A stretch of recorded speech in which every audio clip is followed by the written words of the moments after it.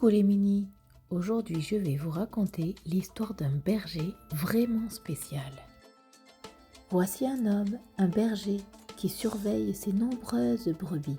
Il en a 100. Un jour, alors qu'il compte son troupeau, il remarque qu'il en manque une. Il compte à nouveau 1, 2, 3, 4, 96, 97, 98, 99. Où est la dernière ? Ce berger aime tellement chacune d'elles qu'il ne veut même pas en perdre une. Ce bon berger laisse alors les 99 autres brebis et part à la recherche de celle qui s'est égarée. Il l'appelle, il regarde dans les recoins des rochers, au bord des ravins et près des buissons.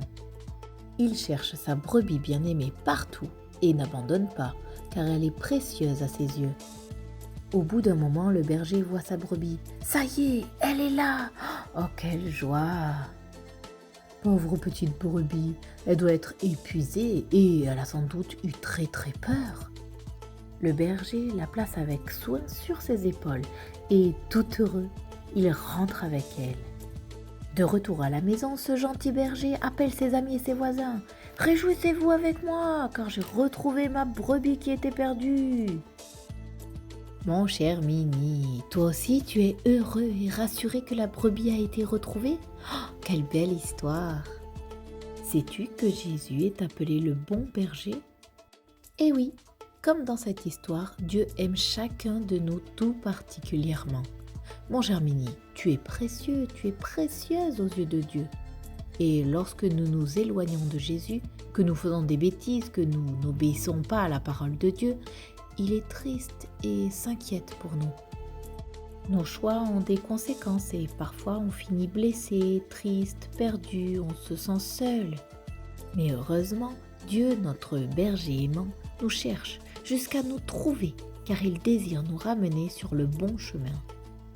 Cette brebis devait être remplie de reconnaissance à la vue de son berger, mais aussi de honte. Elle a sans doute demandé pardon d'être partie si loin.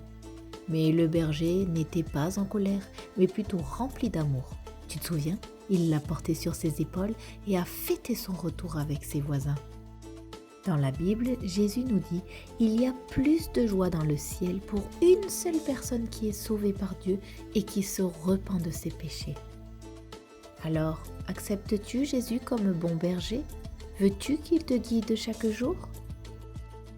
Si tu souhaites relire cette belle histoire en famille, elle se trouve dans la Bible, dans le livre de Luc, au chapitre 15, du verset 3 à 7.